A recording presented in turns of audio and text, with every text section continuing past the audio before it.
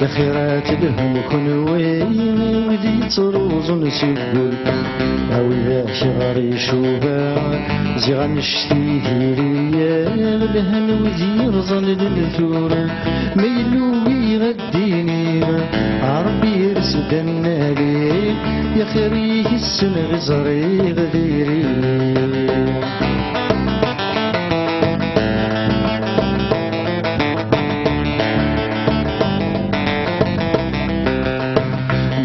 ما شاهد تلاقي من نغيت من غالباطل متى ما شاهد تلاقي من نغيت من غالباطل في الجواد غاليد السوسنين وارس غيس كيف التل مرشني فيه يموتن عاد نزغي غسان نسان يوكل ذربح غيسان ذيري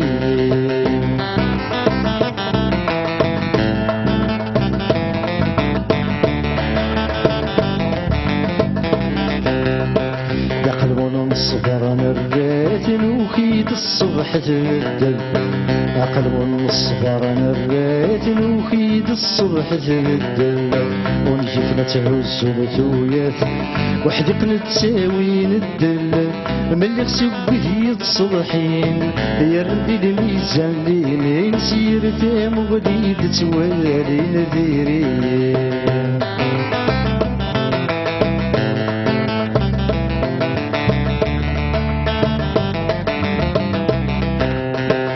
وفي غلبة صداع مرزو داير في ودي سوقا وفي غلبة صداع مرزو داير في ودي سوقا وفي اختيزي زويت تتروم ضعرزني تدي السفغن موكي غالي جغخاني مور الجلة غسيت مورثي مشكوك لغدوك وشاري وذيري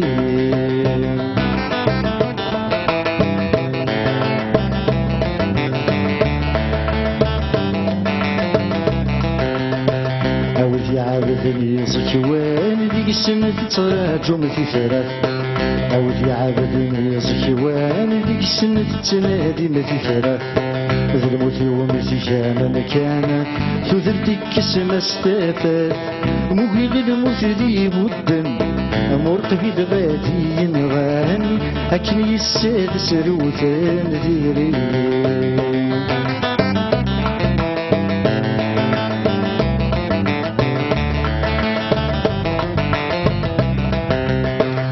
في اليرش قعاو السوق ورصن درقازي ثلا ما في اليرش قعاو السوق ورصن درقازي ثلا بخيبة سنة تجي غوسون عرصن دي لعزة التاريخ موركات ضيق ويسنت عمرش بي غنفاش تستانت مرتش تلغدي ثشات ديري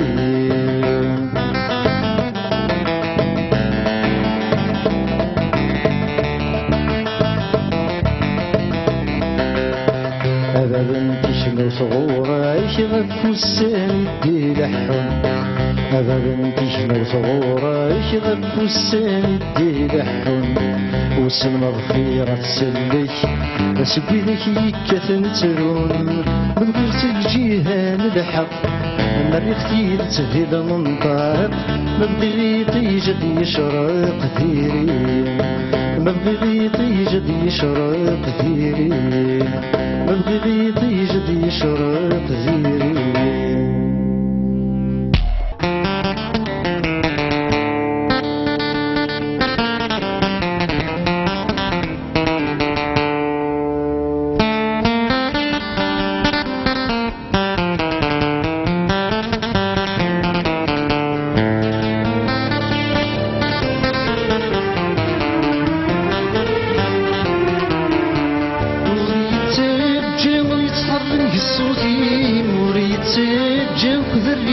خيالي وريت الجو يتحرك صوتي وريت الجو كذا الريح الخيالي وريت الجو العمر ويش باغاني ما يترزني ذاتي وفوسي وريت الجو العمر ويش باغاني ما يترزني ذاتي وفوسي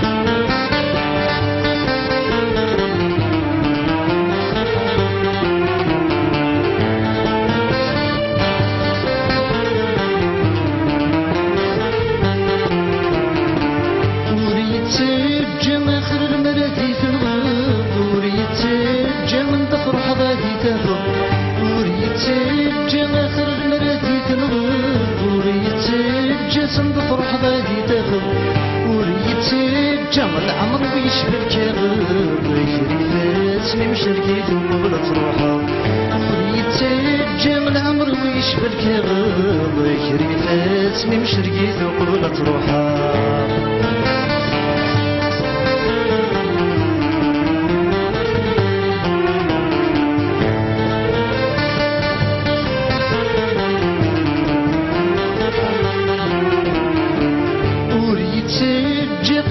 كذمان الحور يتجمل في ولادهم يحكم وريتجا يمكن كذمان الحور يتجمل في ولادهم يحكم وريتجا ولو يغل تسيرو ليس دوان يتشرا إلا نداس فروم وريتجا ولو يغل تسيرو ليس دوان يتشرا إلا نداس فروم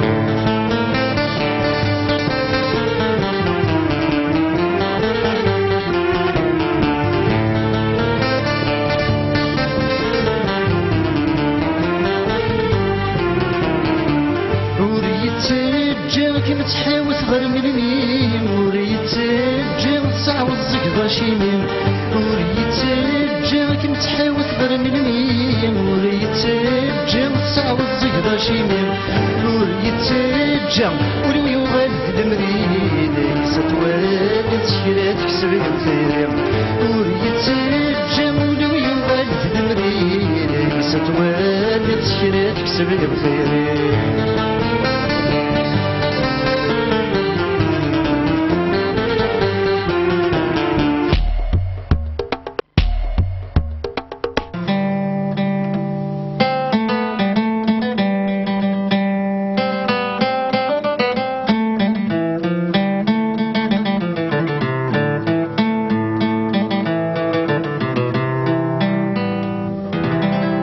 Très court hommage d'Idir à la musique d'Aït Mengalet, qui est avec toi l'autre star de la musique kabyle. D'ailleurs, vous êtes tous les deux très copains et vous êtes tous les deux considérés comme contestataires.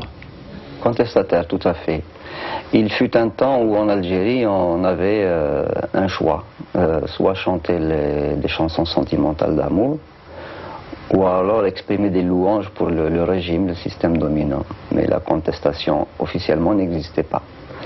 Et c'est la chanson kabyle qui a commencé à amorcer ce mouvement, et Aït Mengalet a fait partie de cette génération-là. C'est un chanteur qui est très populaire, il est mythifié par les gens, il est rentré dans la légende de son vivant. Il a su créer un univers de magie dans lequel les gens rentrent facilement. C'est un ciseleur de mots, un poète fini, bref, une superstar. Comment peut-elle survivre? Est-ce qu'elle en a les moyens? Est-ce qu'elle en a ou de quelle façon elle se manifeste, etc. Et bien voilà, le texte que vous venez d'entendre, je ne vais pas tout vous traduire, mais si vous voulez, j'ai là deux strophes. Deux strophes que l'on peut peut-être présenter maintenant. Elles disent où est la solution? Nous l'attendons et ne l'avons pas encore trouvée. Où est la vérité? Elle attend et elle ne nous a pas encore trouvés. Où est l'injustice qui donne du pouvoir aux épreuves? Celle-là, inutile de la chercher, il s'agit de l'injustice naturellement, car tu sais que c'est à ta tête qu'elle en veut. Dors seulement et dit qu'il est facile de l'extirper. Quand mon cœur est effervescent, quand il est euphorique, le soleil penche vers lui.